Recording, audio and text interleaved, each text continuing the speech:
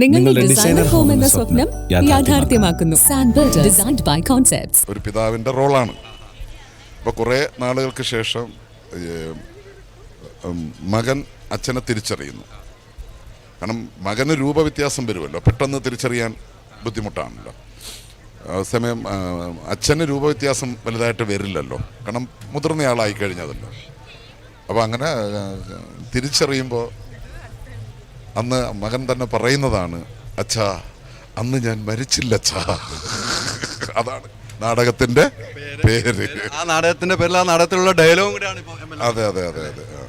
ഈ പറഞ്ഞ വെച്ചാൽ നമുക്ക് ഈ ആശ്രമ മൈതാനം എന്ന് പറയുന്നത് നമുക്ക് ഒത്തിരി മൈതാനത്തിൽ കേരളത്തിൽ തന്നെ ഏറ്റവും വലിയ മൈതാനമായിട്ട് ഞാൻ കാണുന്നു. ഇതിനൊത്തിരി ചരിത്രമുണ്ട് ഈ മൈതാനത്തിന്, അല്ലേ? ഒത്തിരി ചരിത്രമുണ്ട്. MLAക്ക് പെട്ടെന്ന് ഓർമ്മ വരുന്ന ഈ മൈതാനത്തിൽ ഒരു ചരിത്ര സംഭവം എന്തായിരിക്കും? അല്ല, അങ്ങനെ പെട്ടെന്ന് ചോദിച്ചാൽ എനിക്ക് വരുന്നില്ല. ഞങ്ങൾ ഇത് ആശ്രാമ മൈതാനം ഇത്രയും ജനനിബിഡമാകുന്ന തരത്തിലേക്ക് മാറ്റിയത് ഞാനുൾപ്പെടെ കൊല്ലം കോർപ്പറേഷനിലിരിക്കുമ്പോൾ കൊല്ലം കോർപ്പറേഷൻ്റെ നേതൃത്വത്തിൽ ഒരു കൊല്ലം ഫെസ്റ്റ്. കാരണം അതിനു മുമ്പ് കൊല്ലത്തെ എല്ലാ പ്രോഗ്രാമും കണ്ടോൺമെൻറ്റ് മൈതാനിയിലായിരുന്നു. ഇവിടെ വെച്ചാൽ വിജയിക്കില്ല എന്നുള്ള തരത്തിൽ, കാരണം ആളുകൾ ഇങ്ങോട്ടേക്ക് എത്തില്ല എന്നൊരു ധാരണ ഉണ്ടായിരുന്ന ആ സമയത്ത് കൊല്ലം കോർപ്പറേഷൻ്റെ നേതൃത്വത്തിൽ നടത്തിയ കൊല്ലം ഫെസ്റ്റ് 2 മാസക്കാലം നീണ്ടുനിന്ന ആ പ്രോഗ്രാമാണ് ഇവിടെ ജനങ്ങളെ ഒഴുകി എത്തിക്കുന്നതിൽ നിർണായകമായ പങ്ക് വഹിച്ചത്. അതിനുശേഷം മിക്കവാറും ഇപ്പോൾ എല്ലാ പ്രോഗ്രാമും ആശ്രാമത്ത് തന്നെയാണ്. നമുക്ക് വിഷ്ണുനാഥ് MLA കൂടെ വരുന്നുണ്ട്. വിഷ്ണുനാഥ് MLA കൂടെ ഇവിടെ അങ്ങ് കൂടുകയാണ് നമ്മുടെ ഒപ്പം. അതാണ്, എങ്ങനെയുണ്ട്? രണ്ടുപേരും കൂടെ ഉണ്ട്. അല്ല, അത് ഞാൻ കാണുന്ന കമ്മിറ്റിയും ഫുഡ് കമ്മിറ്റിയായിട്ട് നമ്മൾ ഒരു മാസമായിട്ട് പുള്ളിയുടെ കൂടെ നിൽക്കുക. അതെ അതെ അതെ, പ്രോഗ്രാം കമ്മിറ്റി. ഇപ്പം MLAയുടെ ഒരു കലോത്സവ ഓർമ്മ വന്നു. നാടകമൊക്കെ കളിച്ച നാടകത്തിന്റെ ഡയലോഗ് ഉൾപ്പെടെ പറഞ്ഞു. വിഷ്ണുനാഥ് MLAക്ക് ഇത് നാടകമാണ്. വിഷ്ണുനാഥ് ഞാൻ സ്കൂളിൽ നിന്ന് വന്നത് നാടകത്തിലാണ്. 1 നാടകം, 2 പദ്യപാരായണം. ഞാനിവിടെ വെണ്ടാർ ശ്രീ വിദ്യാധിരാജ ഹൈസ്കൂളായിരുന്നു, കൊല്ലം ജില്ലയിൽ തന്നെയുള്ള. അപ്പോൾ 1 നാടകത്തിൽ തന്നെ ആയിരുന്നു നാടകം, അത് കഴിഞ്ഞ് പദ്യപാരായണം. ഇത് രണ്ടും. ഷമീർ, അതിനകത്തുള്ള വേറെ പോയിന്റ് എന്താണെന്നറിയോ? ഇപ്പം MLA ഇത് പറയുന്നുണ്ടെങ്കിലും MLA നല്ല പാട്ടുകാരനും കൂടെയാണ്. അത് MLA ഒരു പാട്ട് ഇവിടെ പാടും നമ്മുടെ പ്രേക്ഷകർക്ക് വേണ്ടി. ഈ നൗഷാദ് MLAയുടെ മുമ്പ് വെച്ചൊരു പാട്ട് പാടും. മൈക്കൊന്ന് കൊടുത്തു. പഴയൊരു പാട്ട് പാടും. നമ്മുടെ പ്രഭാവർമ്മ സാർ എഴുതിയ പാട്ടാണ്, ശരത്തിന്റെ സിനിമയില്.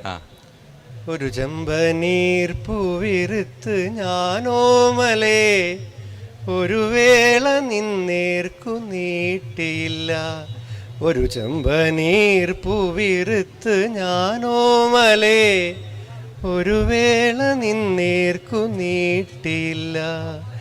എങ്കിലും എങ്ങനെ നീ അറിഞ്ഞു എൻ്റെ ചെമ്പനീർ പൂക്കുന്നതായി, നിനക്കായി സുഗന്ധം പരത്തുന്നതായി, നിനക്കായി.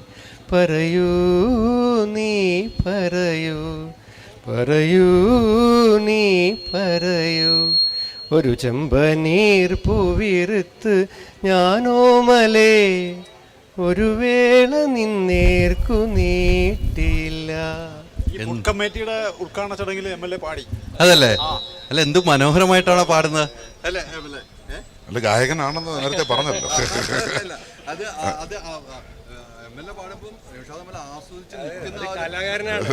കലാകാരനാണല്ലോ പുള്ളിയുടെ. ഞങ്ങള് നിയമസഭയില് നൗഷാദിന്റെ ഒരു ശബ്ദം കേട്ടിട്ടില്ലേ? ഒരു ശരിയായ നാടക നടന്റെ ശബ്ദമാണ്. അപ്പൊ നിയമസഭയിൽ സത്യം ഞങ്ങൾ പറയാറുണ്ട്, മൈക്ക് ഓഫ് ചെയ്താലും പ്രസംഗിക്കാൻ പറ്റുന്ന ഒരാളാണ് നൗഷാദ് MLA. മൈക്കിന്റെ ഒന്നും ആവശ്യമില്ല, അത്ര വലിയ ശബ്ദമാണ്, അത്ര ഗംഭീരമുള്ള ശബ്ദമാണ്.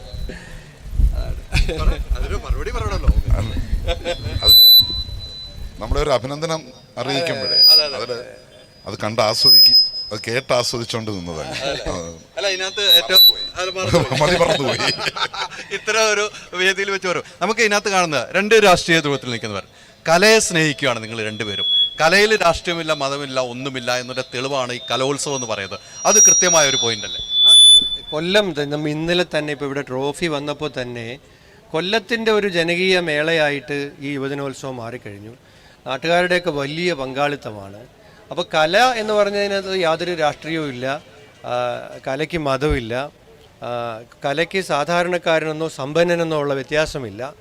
അപ്പോൾ അതാണ് കല എന്നതിൻ്റെ ഒരു പ്രത്യേകത. അപ്പോൾ കല എല്ലാത്തിനെയും ഒന്നിപ്പിക്കുന്നതാണ്, കല എല്ലാത്തിനെയും ഒരുമിപ്പിക്കുന്നതാണ്, എല്ലാ മതിലുകളെയും ഇല്ലാതാക്കുന്നതാണ്. അപ്പോൾ ആ ഒരുമയാണ് ഈ കലോത്സവ വേദിയിൽ നിൽക്കുമ്പോൾ നമുക്ക് കാണാൻ കഴിയുന്നത്.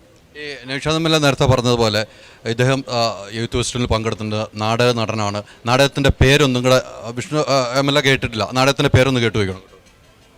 ഞാൻ വിഷ്ണുവായിട്ടുള്ള ചാനലിൽ ഒരുമിച്ചുണ്ടായിരുന്നു. അത് വിഷ്ണു കേട്ട് കഴിഞ്ഞു. അത് ഉറപ്പല്ല പുറത്ത് കാണത്തില്ല. ഒരു തവണ കേട്ടതേ അച്ഛൻ അല്ല, അന്ന് ഞാൻ മരിച്ചില്ല. അന്ന് ഞാൻ മരിക്കാത്തതുകൊണ്ടാണ് ഇപ്പൊ MLA ആയിട്ട് നിൽക്കുന്നത്. അതാണ് എന്റെ കൃത്യമായ പോയിന്റ്. അതുകൊണ്ടാണ് ഇവിടെ ശക്തനായി നിൽക്കുന്നത്. നിങ്ങൾ രണ്ട് കമ്മിറ്റിയിലാണല്ലോ, ഇത് പ്രോഗ്രാം കമ്മിറ്റിയിലും ഇത് ഫുഡ് കമ്മിറ്റിയിലും. ഫുഡ് കമ്മിറ്റിയുടെ പ്രവർത്തനം എങ്ങനെയാണ്? ഫുഡ് കമ്മിറ്റിയുടെ പ്രവർത്തനം നന്നായി നടക്കുന്നു. ഇവിടെ 2 കമ്മിറ്റികൾ അങ്ങനില്ല. ഇവിടത്തെ സംബന്ധിച്ച് ഒരു ടീമാണ്. പരസ്പരം അങ്ങോട്ടും ഇങ്ങോട്ടും നടത്താൻ പറ്റത്തില്ല.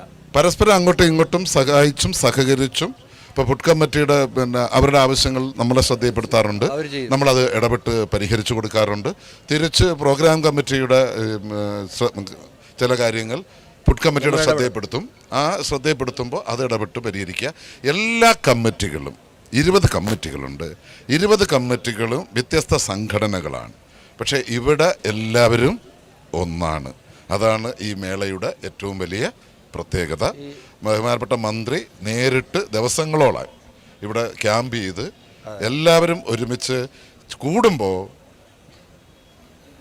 കലോത്സവവുമായി ബന്ധപ്പെട്ടിട്ടുള്ള പോരാക്കുറവുകൾ അതെങ്ങനെ പരിഹരിക്കാം, അതിൽ ആരൊക്കെ ഇടപെടണം, ഇങ്ങനെയുള്ള ചർച്ചകളെ ഇപ്പം ഇവിടെ ഉള്ളൂ. അത് മാറ്റണ്ടേ? എന്നോട് രാഷ്ട്രീയം വേണ്ട എന്ന് പറഞ്ഞതാണെന്ന് എനിക്ക് മനസ്സിലായല്ലേ? അതാണ് പറഞ്ഞത്, അത് മാറ്റണ്ട എന്ന് കൃത്യമായിട്ട് എനിക്ക് മനസ്സിലായി. 14,000 കുട്ടികൾ പാർട്ടിസിപ്പൻസ്, അവരുടെ എസ്കോർട്ടിംഗ് ടീച്ചേഴ്സ്, അവരുടെ പേരൻസ്, റിപ്പോർട്ട് ചെയ്യാൻ വരുന്ന 700 മാധ്യമ പ്രവർത്തകർ, പോലീസ്, ഒഫീഷ്യൽസ്, ഇത്രയും ആളുകളെ NSS, NCC, SPC, junior red cross, ഇവരെല്ലാവരെയും കൂടെ ഒരുമിപ്പിച്ച് കൊണ്ടുപോകണമെങ്കിൽ ഈ 20 കമ്മിറ്റിയും ഒറ്റ ടീമായിട്ട് വർക്ക് ചെയ്തെങ്കിൽ മാത്രമേ കഴിയുള്ളൂ. അങ്ങനെയാണ് ബഹുമാനപ്പെട്ട മന്ത്രി ലീഡ് ചെയ്ത് ഞങ്ങളെല്ലാവരും ഓരോ കമ്മിറ്റിയുടെ ചുമതല ഏറ്റെടുത്ത് അങ്ങനെ ആ ഒരു ലീഡർഷിപ്പിൽ പോവുക, ഒറ്റ ടീമായിട്ട് പോവുക. അല്ല ഇത് പാളിപ്പോവും. ഈ സ്കൂൾ തലത്തിൽ കലോത്സവം, കോളേജ് തലത്തിലൊക്കെ പങ്കെടുത്തിട്ടുണ്ട്. എത്രയും പെട്ടെന്ന് നമുക്ക് വരുന്ന ഒരു ഓർമ്മയുണ്ടല്ലോ, നമുക്ക് മറക്കാൻ കഴിയാത്ത ഒരു ഓർമ്മയുണ്ടാവും. അങ്ങനെ ഒരു ഓർമ്മ ഉണ്ടെങ്കിൽ MLA അതായിരിക്കും. ഞാൻ കലോത്സവം കോളേജ് നാടകത്തിൻ്റെ മത്സരത്തിൽ പങ്കെടുത്തിട്ടുണ്ട്. അത് OV വിജയൻ്റെ കടൽ തീരത്തെന്ന് പറഞ്ഞ നാടകം അഹമ്മദ് മുസ്ലിം സംവിധാനം ചെയ്ത. മുസ്ലിമിക്കൊപ്പം കഴിഞ്ഞ കോവിഡിൽ നമ്മളെ വിട്ടുപോയി. അപ്പോൾ അത് ഞങ്ങൾ കായംകുളത്തായിരുന്നു, MSM കോളേജിൽ. ഞങ്ങൾക്ക് ആ നാടകത്തിന് 2ാം സ്ഥാനം കിട്ടി. ശാസ്താംകോട്ട കോളേജിന് എൻ്റെ പ്രതിനിധീകരിച്ചാണ് ഞങ്ങൾ പോയത്. മത്സരം നടന്നത് MSM കോളേജ് വെച്ചിട്ടാണ്. അപ്പോൾ അത് അന്ന് ഈ പറഞ്ഞതുപോലെയാണ് മത്സരം ഞങ്ങൾക്ക് ഫസ്റ്റ് കിട്ടേണ്ടതാണ്. ചെറിയ ടൈമിങ്ങിൽ വ്യത്യാസം വന്നു. ക്ലൈമാക്സിൽ ഏറ്റവും പ്രധാനപ്പെട്ട സീൻ ചെയ്യുന്നതിന് മുമ്പ് ആ ടൈമിംഗ് കറക്റ്റ് ആവാത്ത കാരണം ബെല്ലടിച്ച് കട്ടൻ താഴ്ത്തി. നാടകത്തിന് 2ാം സ്ഥാനമായിപ്പോയി. ഒരു അര സെക്കൻഡിൻ്റെ വ്യത്യാസമാണ് 1ാം സ്ഥാനം കിട്ടിപ്പോയത്. കാരണം എന്നിട്ട് പോലും 2ാം സ്ഥാനം തന്നു. നാടകത്തിൻ്റെ ഏറ്റവും പ്രധാനപ്പെട്ട ഒരു സാധനമാണ് അവസാനത്തെ അര സെക്കൻഡിൽ ചെയ്യാൻ പറ്റിയില്ല. പക്ഷെ വിഷമമുണ്ടായി. പക്ഷെ എന്നാലും ബെസ്റ്റ് ആക്ടർ കിട്ടി, ബെസ്റ്റ് കൊമേഡിയൻ കിട്ടി. OV വിജയൻ്റെ കടൽ തീരത്തിൻ്റെ നാടകാവിഷ്കാരമായിരുന്നു. മുസ്ലിമിക്കയാണ് അത് നാടകമായിട്ട് മാറ്റിയത്. പണ്ട് സിനിമയൊക്കെ ആയിട്ട് വന്ന ഒരു ചെറു കഥയാണത്. ആ ഓർമ്മയുണ്ട് എനിക്കിവിടെ. ടൈമിങ്ങിൻ്റെ കാര്യത്തിൽ ഓക്കെയാണ്. നമ്മൾ പല വേദികളിലും കാണും. ടൈമിങ്ങിൻ്റെ കാര്യത്തിൽ ഓക്കെ ആയിട്ട് അതൊരു പാഠവും കൂടെ ചിലപ്പോൾ ആയിരിക്കാം. ഈ യൂത്ത് ഫെസ്റ്റിവലിലെ ആ അര സെക്കൻഡ്, ചിലപ്പോൾ അര സെക്കൻഡിന് എത്ര പ്രാധാന്യം ഉണ്ടെന്ന് നമ്മളെ പഠിപ്പിച്ചിട്ടുണ്ടാകും പിന്നീടത്തേക്ക്.